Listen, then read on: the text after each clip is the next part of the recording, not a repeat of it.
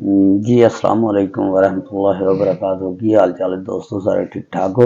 उम्मीद है अल्लाह के हुक्म दे नाल इंशाअल्लाह सारे ठीक ठाक होंगे। अज तुहाडे नाल एक स्टोरी शेयर करनी है अदाकार सावन साहब दी जिंदगी दे बारे च। उन्होंने किदां रोज ते फिर जवाल दी तरफ किदां गए, वो सारी गुफ्तगू तुहाडे नाल शेयर करांगे इंशाअल्लाह। ये जी इन्हां दा नाम सावन साहब दा जफर अहमद भट्ट साहब हुंदा। ये दसंबर 1923 ਦੇ ਵਿੱਚ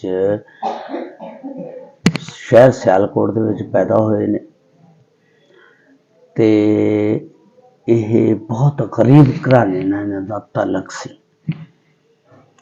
ਤੇ ਤੁਹਾਨੂੰ ਪਤਾ ਉਸ ਵੇਲੇ ਪੜ੍ਹਾਈ ਵੀ ਨਹੀਂ ਸੀ ਹੈਗੀ ਤੇ ਲੋਕ ਸੂਝ-ਬੂਝ ਵੀ ਨਹੀਂ ਸੀ ਰੱਖਦੇ, ਸਿੱਧੇ ਸੀ। ਜਿਵੇਂ ਅੱਜ ਕੱਲ੍ਹ ਹੇਰਾ ਫੇਰੀਆਂ ਚੱਲਦੀਆਂ ਨਾ, ਉਹ बहुत हुशियार लोग हुण हो गए ने।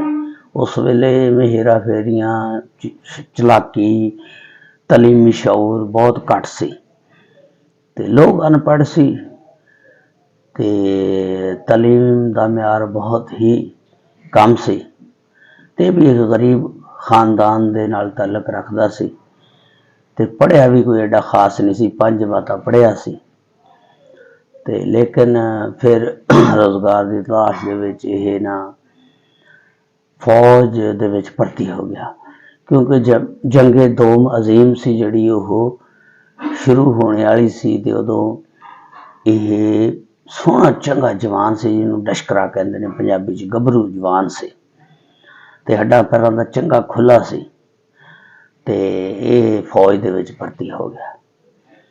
क्योंकि उस वेले फौज दे विच तुहानूं पता 5 पढ़े नूं 8 पढ़े नूं अनपढ़ नूं भी रख लैंदे हुंदे सी। हुण तां मैट्रिक तो थल्ले फौज दे कोल जाओ ना भर्ती होण वास्ते, नेड़े नहीं लगण दिंदे हैगे। वो भी किसी दी सिफारिश होवे तां फिर बंदा भर्ती हुंदा। हुण वो दौर चला गया कि जदों लभ लभ के फौज च भर्ती करदे हुंदे सी ते हुण तां बाई लाइनां लगियां हुंदियां।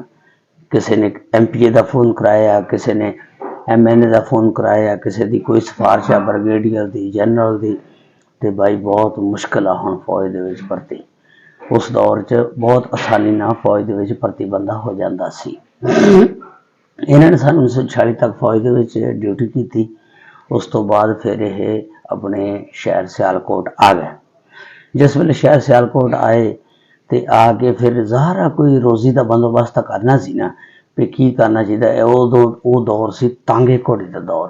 इन्होंने आके एक तांगा घोड़ा बना लिया। तांगा घोड़ा इस तरह का बनाया कि बहुत ही खूबसूरत, जिन्हों लश-पश कहते हैं, लश-पश वाला तांगा घोड़ा। तो वो दौर उदों तांगे घोड़े का दौर ही सी। अजकल तो हवाई जहाज चल पे, कारां चल पईयां, कोई चल पे। उदों पुराने दौर दे विच लोग पैदल जाते हुंदे सी ज़्यादातर, या फिर कोई तांगे घोड़े ते चल जाना। तो तांगे घोड़े का बहुत ज़्यादा रिवाज सी ते इन्होंने कुछ देर तांगा घोड़ा चलाया। लेकिन तांगा घोड़ा चलाउण तो बाद इन्हों इन्नी इनकम नहीं हुई, यानी इन्नी आमदनी नहीं सी हैगी तांगे घोड़े जो जिहदे नाल इहदा घर दा गुजारा वगैरह चल सके। तो हर बंदे की ख्वाहिश होंदी, हर बंदे नूं दिल की तमन्ना होंदी है भी यार मैं तरक्की करा, तरक्की दी राहां तय करा, उत्ते जावां।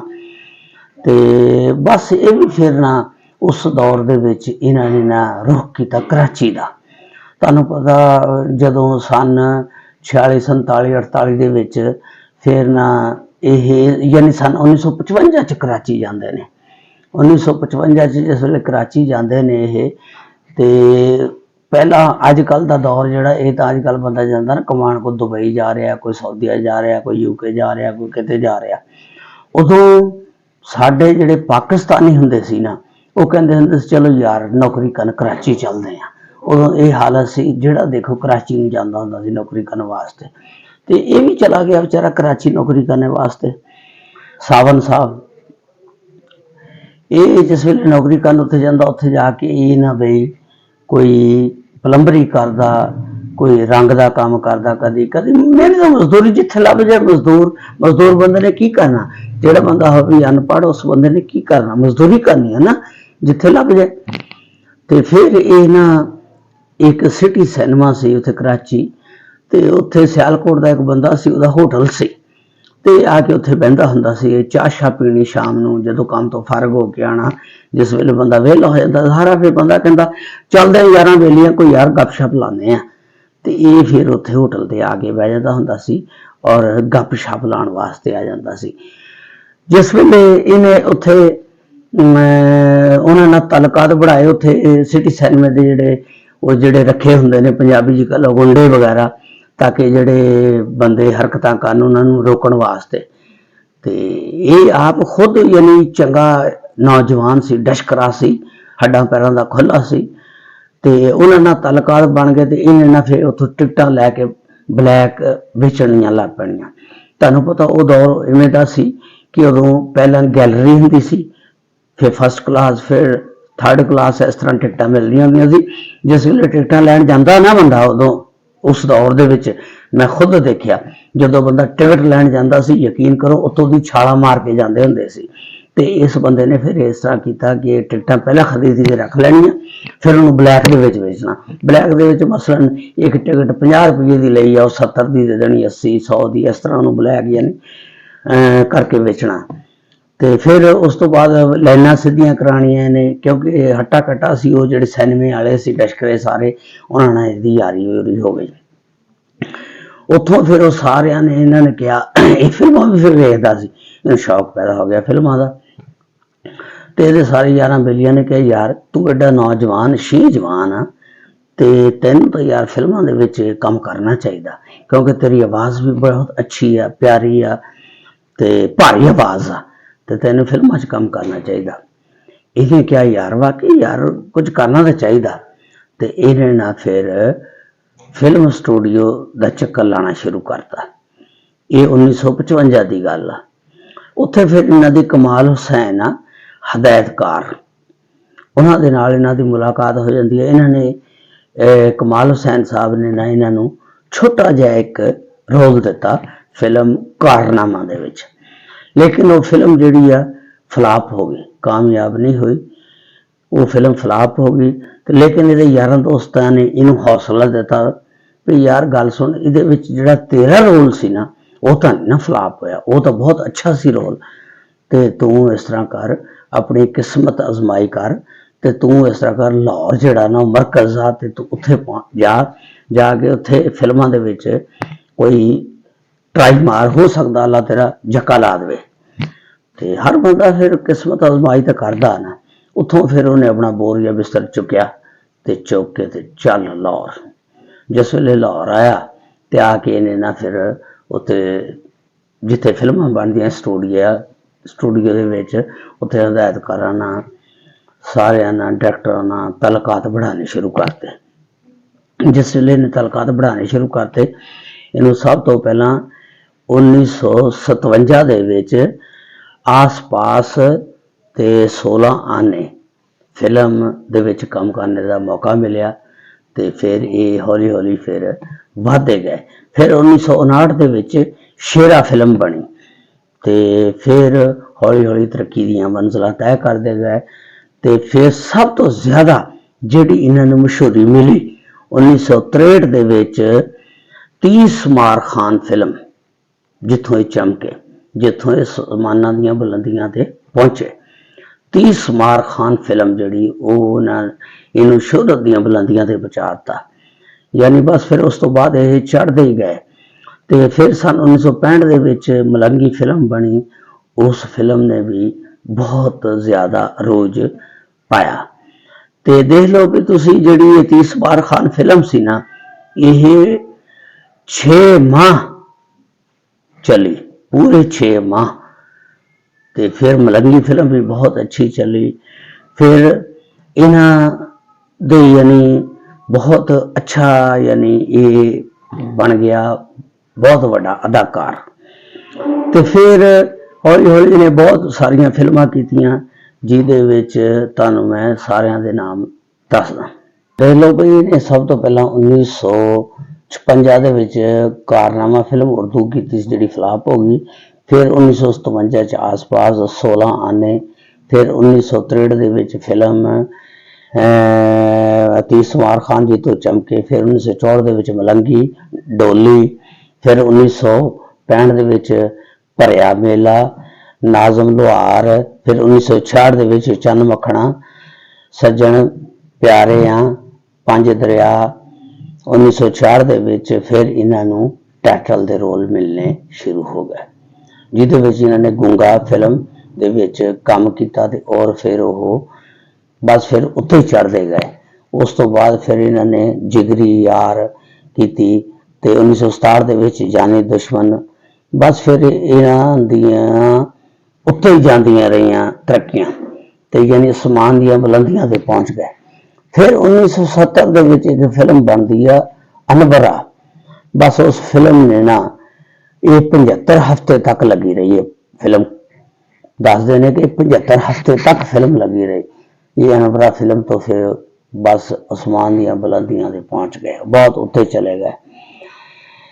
ਇਹਦੇ ਵਿੱਚ ਗਾਣਾ ਸੁਣ ਵੇ ਬਲੌਰੀ ਅੱਖ ਵਾਲਿਆ, ਸੁਣ ਵੇ ਬਲੌਰੀ ਅੱਖ ਵਾਲਿਆ, ਇਹਦੇ ਚ ਗਾਣਾ ਹੈ।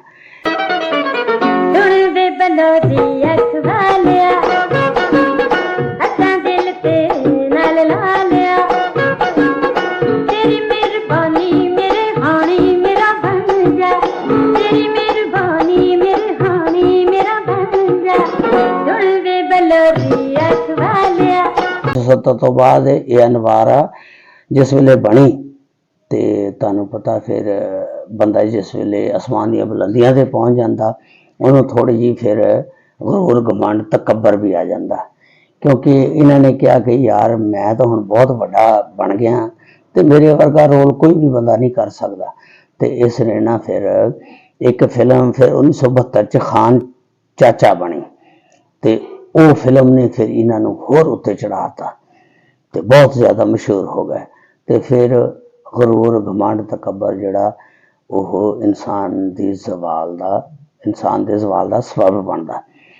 ਤੇ ਫਿਰ ਖਾਨ ਚਾਚਾ ਤੋਂ ਬਾਅਦ ਨਾ ਇੱਕ ਬਸ਼ੀਰਾ ਫਿਲਮ ਬਣਨੀ ਸੀ ਤੇ ਜਿਹਦੇ ਵਿੱਚ ਅਸਲਮ ਡਾਰ ਸਾਹਿਬ ਨੇ ਇਹਨਾਂ ਨੂੰ ਆਫਰ ਕੀਤੀ ਵੀ ਅਸੀਂ ਤੁਹਾਡੇ ਵਾਸਤੇ ਇੱਕ ਰੋਲ ਲਿਖਿਆ, ਉਹਦੇ ਵਾਸਤੇ ਤੁਸੀਂ ਕਿੰਨਾ ਮੁਆਵਜ਼ਾ। ਇਹਨਾਂ ਨੇ ਨਾ ਜੀ ਯਾਨੀ ਜੇ 50,000 ਰੁਪਏ ਚ ਅੱਗੇ ਕੰਮ ਕਰਦਾ ਸੀ ਇਹਨਾਂ ਨੇ ਲੱਖ ਰੁਪਇਆ ਮੰਗਿਆ, ਡਬਲ ਕਰਤਾ, ਕਿਉਂਕਿ ਗਰੂਰ ਘਮੰਡ ਤਕੱਬਰ ਸੀ ਵੀ ਸ਼ਾਇਦ ਮੇਰੇ ਤੋਂ ਬਗੈਰ ਇਹ ਫਿਲਮ ਬਣਨੀ ਨਹੀਂ ਹੈਗੀ, ਕੋਈ ਇਹਨੂੰ ਕਰ ਨਹੀਂ ਸਕਦਾ ਹੈਗਾ। ਇਸ ਵਾਸਤੇ ਇਹਨੇ ਨਾ ਉਹਦਾ ਮੁਆਵਜ਼ਾ ਬਹੁਤ ਜ਼ਿਆਦਾ ਮੰਗ ਲਿਆ। ਜਿਸ ਵੇਲੇ ਬਹੁਤ ਜ਼ਿਆਦਾ ਮੰਗਿਆ ਤੇ ਉਹਨਾਂ ਨੇ ਕਿਹਾ ਯਾਰ ਇਹ ਤਾਂ ਬੰਦਾ ਪੈਸਾ ਹੀ ਬਹੁਤ ਮੰਗਦਾ, ਹਰ ਬੰਦਾ ਫਿਲਮ ਦੇ ਉੱਤੇ ਪੈਸਾ ਖਰਚ ਕਰਨ ਲੱਗਿਆ, ਡਰਦਾ ਵੀ ਸ਼ਾਇਦ ਯਾਰ ਇਹ ਕਾਮਯਾਬ ਹੋਣੀ ਹੈ ਜਾਂ ਨਹੀਂ, ਪਤਾ ਨਹੀਂ ਵਾਲਾ ਆਲਮ। ਤੇ ਉਹਨਾਂ ਨੇ ਕਿਹਾ ਯਾਰ ਕੋਈ ਸਸਤਾ ਜਿਹਾ ਬੰਦਾ ਦੇਖ ਕੇ ਰੱਖ ਲਓ। ਉਸ ਵੇਲੇ ਸੁਲਤਾਨ ਰਾਈ ਸਾਹਿਬ ਵੀ ਫਿਲਮਾਂ ਦੇ ਵਿੱਚ ਕੰਮ ਕਰਦੇ ਹੁੰਦੇ ਸੀ। ਉਹਨਾਂ ਨੇ ਸੁਲਤਾਨ ਰਾਈ ਸਾਹਿਬ ਨਾਲ ਗੱਲ ਕੀਤੀ ਤੇ ਜਦੋਂ ਸੁਲਤਾਨ ਰਾਈ ਸਾਹਿਬ ਨਾਲ ਗੱਲ ਕੀਤੀ, ਜੇ ਲੱਖ ਮੰਗਦਾ ਸੀ ਉਹਨਾਂ ਨੇ 10-20 ਰੁਪਏ ਦੇ ਵਿੱਚ, ਯਾਨੀ ਤੁਸੀਂ ਕਹਿ ਲਓ 10-20 ਹਜ਼ਾਰ ਰੁਪਏ ਦੇ ਵਿੱਚ ਕੰਮ ਕਰਤਾ ਉਸ ਫਿਲਮ ਦੇ ਵਿੱਚ ਜਿਹੜਾ ਰੋਲ ਕਰਨਾ ਸੀ। ਤੇ ਦੇਖ ਲਓ ਯਾਨੀ ਉਹ ਫਿਰ ਫਿਲਮ ਇਹਨਾਂ ਦੀ ਜ਼ਵਾਲ ਦਾ ਬਸ਼ੀਰਾ ਫਿਲਮ ਜਿਹੜੀ ਹੈ ਇਹਨਾਂ ਨੇ ਨਹੀਂ ਜੁਆਇਨ ਕੀਤੀ, ਇਹਨਾਂ ਨੇ ਉਹ ਨਹੀਂ ਉਹਦੇ ਵਿੱਚ ਅਪੀਅਰ ਜ਼ਾਹਰ ਹੋਏ ਤੇ ਬਸ ਉਹਦੇ ਵਿੱਚ ਸੁਲਤਾਨ ਰਾਈ ਸਾਹਿਬ ਆ ਟਪਕੇ ਤੇ ਫਿਰ ਇਹਨਾਂ ਦੇ ਜ਼ਵਾਲ ਦਾ ਸਬਬ ਬਣ ਗਏ। ਬਸ ਉੱਥੋਂ ਫਿਰ ਇਹਨਾਂ ਦੀ ਜ਼ਿੰਦਗੀ ਦਾ ਜ਼ਵਾਲ ਸ਼ੁਰੂ ਹੋ ਗਿਆ। ਉਸ ਤੋਂ ਬਾਅਦ ਫਿਰ ਸੁਲਤਾਨ ਰਾਈ ਸਾਹਿਬ ਚੜ੍ਹਦੇ ਗਏ ਉੱਤੇ ਤੇ ਉਹ ਉਹਨਾਂ ਨੂੰ ਟਾਈਟਲ ਦੇ ਰੋਲ ਮਿਲਦੇ ਗਏ ਤੇ ਉੱਤੇ ਚੜ੍ਹਦੇ ਗਏ ਅਸਮਾਨ ਦੀਆਂ ਬੁਲੰਦੀਆਂ ਤੇ ਫਿਰ ਦੇਖ ਲਓ ਤੁਸੀਂ ਜਿਹੜਾ ਇਨਸਾਨ ਆ ਨਾ ਉਹ ਗਰੂਰ ਘਮੰਡ ਤਕੱਬਰ ਦੀ ਵਜ੍ਹਾ ਨਾਲ ਬਹੁਤ ਥੱਲੇ ਆ ਜਾਂਦਾ। ਇਹ ਇਨਸਾਨ ਨੂੰ ਗਰੂਰ ਘਮੰਡ ਤਕੱਬਰ ਨਹੀਂ ਕਰਨਾ ਚਾਹੀਦਾ। ਤੇ ਫਿਰ ਉਸ ਤੋਂ ਬਾਅਦ ਸੁਲਤਾਨ ਰਾਏ ਸਾਹਿਬ ਦੇ ਨਾਲ ਇਹਨਾਂ ਨੇ ਬਹੁਤ ਛੋਟੇ ਛੋਟੇ ਰੋਲ, ਕਿਉਂਕਿ ਇਹ ਰੋਜ਼ੀ ਰੋਟੀ ਚਲਾਉਣ ਵਾਸਤੇ ਤੁਹਾਨੂੰ ਪਤਾ ਘਰ ਦਾ ਜਦੋਂ ਖਰਚਾ ਨਹੀਂ ਚੱਲਦਾ ਫਿਰ ਬੰਦਾ ਸੋਚਦਾ ਯਾਰ ਹੁਣ ਕੀ ਕਰਾਂ, ਕਿਉਂਕਿ ਇਹਨੂੰ ਫਿਲਮ ਦੇ ਵਿੱਚ ਕੋਈ ਅੱਛੇ ਕਿਰਦਾਰ ਨਹੀਂ ਸੀ ਮਿਲਦੇ। ਲੇਕਿਨ ਇਹ ਬੰਦਾ ਐਸਾ ਸੀ ਕਿ ਇਹਨੇ ਹਰ ਕਿਰਦਾਰ ਫਿਲਮ ਦੇ ਵਿੱਚ ਕੀਤਾ, ਮਾਂ ਦਾ ਯਾਨੀ ਪਿਓ ਦਾ, ਭਾਈ ਦਾ, ਬਾਪ ਦਾ, ਯਾਨੀ ਮਾਲੀ ਦਾ, ਮੋਚੀ ਦਾ, ਜਾਨੀ ਜਿਹੜਾ ਵੀ ਇਹਨੂੰ ਕਿਰਦਾਰ ਲੱਭੇ ਉਹ ਕਰ ਲੈਂਦਾ ਸੀ। ਲੇਕਿਨ ਫਿਰ ਇਹਨੇ ਆਪਣੀ ਬਹੁਤ ਛੋਟੇ ਛੋਟੇ ਕਿਰਦਾਰ ਕਰਕੇ ਤੇ ਆਪਣੀ ਰੋਜ਼ੀ ਰੋਟੀ ਦੇ ਘਰ ਦਾ ਸਰਕਲ ਚਲਾਇਆ ਤੇ ਔਰ ਫਿਰ ਉਹ ਚੱਲਦਾ ਰਿਹਾ। ਫਿਰ ਇਹ ਸਨ 1998 ਦੇ ਵਿੱਚ ਅੱਲਾਹ ਤਾਲਾ ਨੂੰ ਪਿਆਰੇ ਹੋ ਗਏ। ਅੱਲਾਹ ਤਾਲਾ ਇਹਨਾਂ ਨੂੰ ਆਪਣੇ ਹਿਫਜ਼ ਅਮਾਨ 'ਚ ਰੱਖੇ। ਅੱਲਾਹ ਤਾਲਾ ਇਹਨਾਂ ਨੂੰ ਜੰਨਤੁਲ ਫਿਰਦੌਸ ਦੇ ਵਿੱਚ ਆਲਾ ਮੁਕਾਮ ਅਤਾ ਫਰਮਾਏ। ਅੱਲਾਹ ਤਾਲਾ ਤੁਹਾਨੂੰ ਸਾਨੂੰ ਸਭ ਨੂੰ ਆਪਣੇ ਹਿਫਜ਼ ਅਮਾਨ 'ਚ ਰੱਖੇ। ਅੱਲਾਹ ਤਾਲਾ ਸਾਰਿਆਂ 'ਤੇ ਰਹਿਮਤਾਂ ਫਰਮਾਏ।